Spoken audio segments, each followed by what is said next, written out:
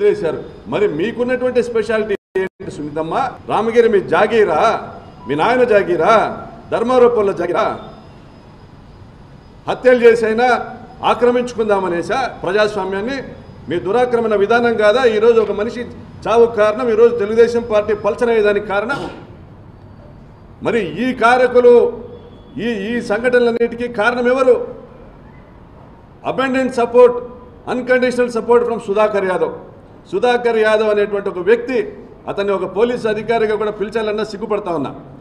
ఇటువంటి వ్యక్తి చేసినటువంటి అన్యాయాల వల్ల పరిటాల సునీతకు అహంభావం పెరిగి, అహంకారం పెరిగి చేసినటువంటి కార్యక్రమాల వల్ల ఈరోజు రాష్ట్ర వ్యాప్తంగా తెలుగుదేశం పార్టీ పల్చర్ అయిందా లేదా?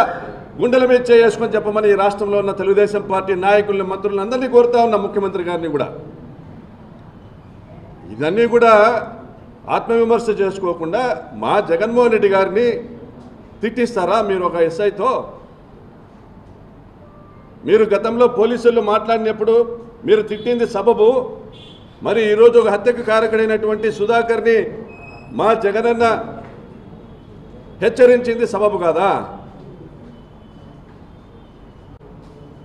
నిర్ణయం మీరే తీసుకోండి.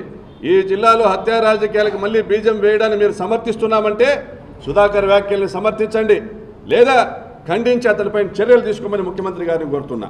Thank you.